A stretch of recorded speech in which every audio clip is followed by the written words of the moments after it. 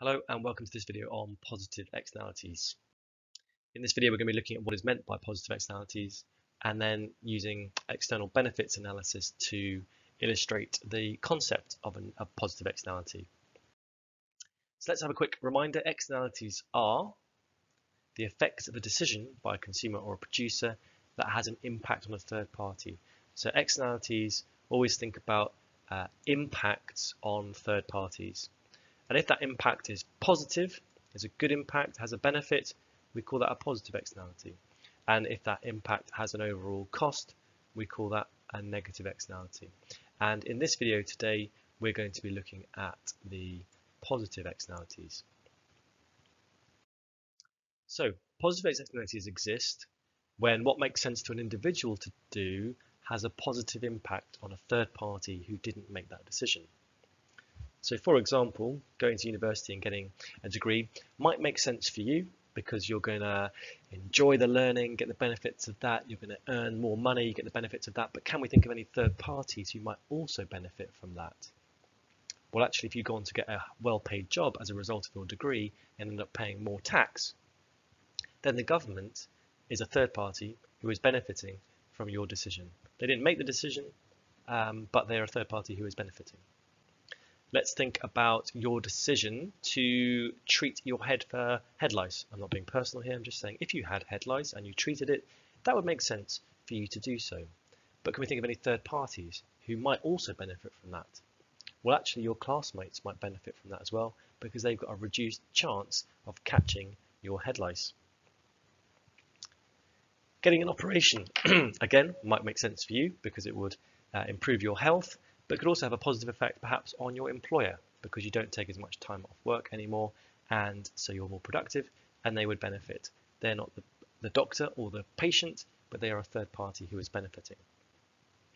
Walking to work might make sense for you because you get fitter, but actually it might also have a benefit on those people who would be driving because your car's not on the road anymore and there's less congestion. Keeping bees was a good example. You might make sense to you in terms of getting money for the honey or eating the honey yourself, but actually might also benefit, for example, a farmer because the bees can then go and pollinate his fields and her crops and therefore create a positive impact for that third party. So again, we can analyze the market mechanism here and show how the existence of positive externalities can create a market failure, give us an outcome from the market that isn't desirable from society's point of view. And we're going to do that looking again at benefits and costs. In terms of benefits, we have benefits to individuals, the consumers and producers of that activity. We have benefits to third party, external benefits. And then if we add those both together, we get the benefits to society. It's the private benefit plus the external benefit. And we're going to look at the concept here of marginal. So marginal private benefit, marginal external benefit, marginal social benefit. So the benefits that arise from one extra unit of production. We're also again going to consider the costs. We're going to consider the private costs to the individuals who are making the transaction, the buyer or the seller. We're going to consider the external cost, the cost of third parties, and we're going to also consider the social costs, which is the private cost plus the external cost. Again, we're going to be thinking about marginal concepts here, so the cost from each extra unit that is being produced. So let's move now to our analysis, and we're going to think maybe this time about, let's say, keeping bees. Why not? So keeping bees. So we're going to start off looking at the beekeepers, and the people who maybe perhaps buy the honey, the buyer and seller in this particular market. And if we think about the benefits first of all, then it's likely that from the first pot of honey that we produce, we're likely to get quite a high benefit. If it's the only one in existence, we will get quite a high price for that. By the time we produce the millionth pot of honey, then we might get quite a low benefit from doing that. In terms of the costs involved in keeping bees, again, the first few bees might be quite compliant, quite low costs, so we'd expect a low cost for the first initial few units. By the time we're trying to keep huge quantities of bees, actually the marginal cost starts to rise. If we look at the analysis here, we have the private benefits to the consumer or the supplier of honey, and we have the private cost to the supplier of honey. We'll come on to the social costs in a second. So, would it make sense for them to keep this first B? Well, this is the benefit they're going to get, and this is the cost. So the benefits far outweigh the cost. It makes sense. For this B here, does it make sense to keep them? Yes, the benefits far outweigh the costs, and so on.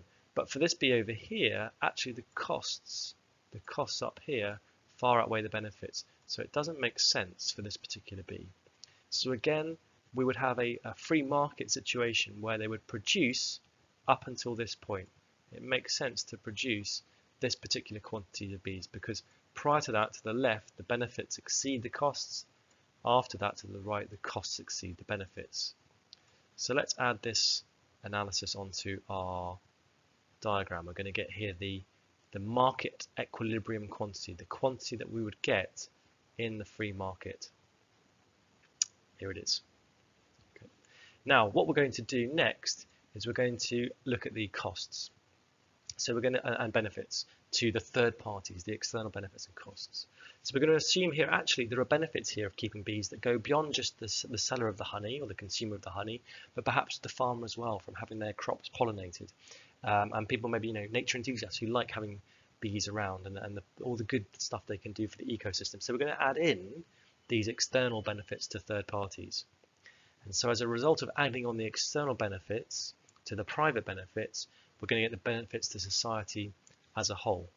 And this is the marginal social benefit. We're going to assume here that there are no external costs of people keeping bees. So you might argue, perhaps getting stung, a third party would be a cost, but we're here to make our analysis simple. We're going to assume there's no external costs or no negative costs to third parties of keeping bees. So therefore the social cost is the same as the private cost. The private cost plus a zero external cost equals the social cost. So now we have two curves again. We have the social cost and we have the social benefit. If we do our analysis again, we can see that would we want this B kept here, this first B? Well, here are the benefits and here are the costs. We can see that the benefits far outweigh the costs. So yes, we would want this one kept. What about this B here? Well, here are the benefits and here are the costs. So the benefits outweigh the costs. So yes, we would want that one kept. What about this B over here? Well, here are the costs and here are the benefits. So we can see that actually this time the costs outweigh the benefits. So no, we would not want that particular B being kept from society's point of view. In fact, we would want, from society's point of view, all the bees up till this quantity, because to the left the benefits outweigh the cost, to the right the costs outweigh the benefits. From society, looking just at the social benefits and the social costs. So let's now add in that analysis. And if we do so, we can see that we get a situation where the socially optimum output is the position where the social benefit equals the social cost, and that gives us this particular quantity. So what we can see is that from society's point of view, we would like Q soc, number of bees, but just left to the private individuals, the beekeepers, they would only give us Q market. So here we're getting less produced by the free market than we want from society's perspective, an underproduction. And this would apply to things like vaccination, education, walking to work, all those things, healthcare that we mentioned earlier on. So this illustrates here our positive externality gives rise to an underproduction. The market doesn't give us as much as we would want from society's point of view because it doesn't take into account, the free market doesn't take into account these external benefits. So we can take our analysis a little bit further and we can start to quantify the amount of net benefit that society is missing out on. So if I go up from the quantity that's actually being produced, Q market, I can then look to the right and say, right, these are all the bees in our example, or people getting degrees, that haven't taken place, or wouldn't take place in a free market scenario. And we can see for those people, there is a benefit that outweighs the cost that we are missing out on. So this value here, and then for this individual unit is this value here, and so on and so on. So if we were to quantify that area, the area of units that are not being produced, and the extent to which the benefits outweigh the costs of those units, we would get an area that looks like this blue triangle here.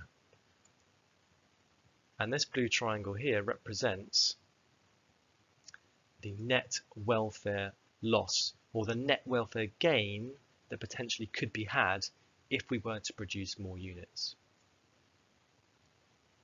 So this diagram here illustrates the impact of a positive externality. The existence of positive externalities means we have too little being produced by the free market compared to what we want from society's perspective.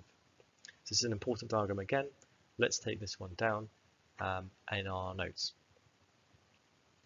A good way to remember it is that the positive externality creates an area that looks a bit like a P for positive.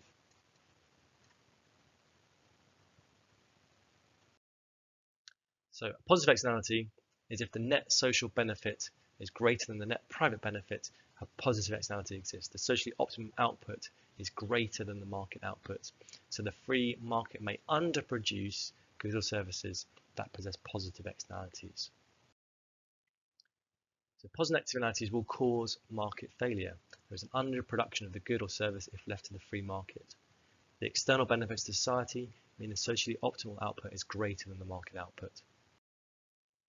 Here again is an example of that diagram, the positive externality diagram, an important one to get our heads around and a very useful one to help us analyse why free markets don't always give us the best possible outcome. So in this video we've looked at what is meant by a positive externality and how we illustrate a positive externality using external benefits and marginal analysis. That's it. Thank you very much for listening.